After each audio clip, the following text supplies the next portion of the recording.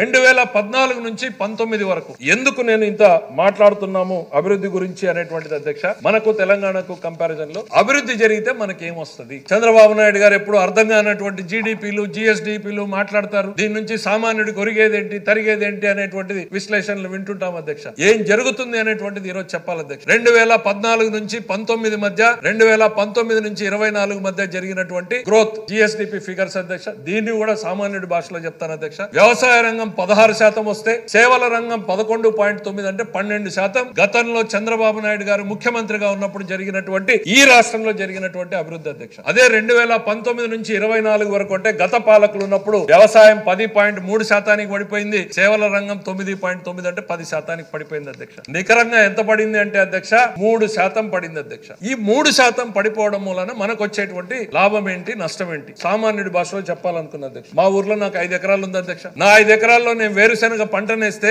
నాకు 10 బస్తాలు ఎకరాకు పండితే 50 బస్తాలను నేను పంట తీస్తే నా అప్పు తీసుకునేటువంటి శక్తి, నా ఆదాయం 50 బస్తాలకు సరిపడా వస్తుంది. నా అప్పు తీసుకునేటువంటి శక్తి కూడా ఇచ్చేటువంటి వాడు ఓ కేశవకు 50 బస్తాలు పండుతుంది అంటే దాంట్లో 10-15 బస్తాలకు సంబంధించి నాకు అప్పిస్తాడు అధ్యక్ష. సింపుల్ లెక్క ఇదే మన లెక్కలో తీసుకో. అదే నేను కష్టపడి 80 బస్తాలు పండించాను అనుకోండి అధ్యక్ష, నా ఆదాయం అంత మేరకు పెరుగుతుంది, నాకు పుట్టేటువంటి అప్పు కూడా అంత మేరకు పెరుగుతుంది అధ్యక్ష. ఇవాళ చంద్రబాబు నాయుడు గారు చెప్పేటువంటి జిఎస్డిపిలు గాని జీడీపీలు గాని సామాన్యుడి భాషలో చెప్తే ఇదే అధ్యక్ష. రాష్ట్రంలో వ్యవసాయంలో పెరిగేటువంటి ఉత్పత్తి రంగాలు, పరిశ్రమల్లో వాళ్ళు చేసేటువంటి ఆదాయం పెంపకం, లేకపోతే సేవల రంగంలో పెంపకం, ఇవన్నింటినీ కలిపితేనే ఈ 3% అభివృద్ధి వస్తే అధ్యక్ష ఎంత వచ్చిండేది అధ్యక్ష? 76,195 కోట్లు అదనంగా ఈ రాష్ట్రానికి వచ్చిండేది అధ్యక్ష. అది అధ్యక్ష ఇవాళ చంద్రబాబు నాయుడు గారు పదే జీడీపీలు జిఎస్డిపిలు చెప్తే మేము కూడా గత పాలనలో ఉన్నప్పుడు ఎందుకు ఈ సంఖ్యలు అంకెలు అనుకునే వాళ్ళం అధ్యక్ష. ఆ లక్ష్యాన్ని చేరుకుంటే తప్ప మనం అందరం శ్రమ పడకుండా 50 బస్తాలు పండిద్దామా, శ్రమపడి 80 బస్తాలు పండిద్దామా అనేటువంటి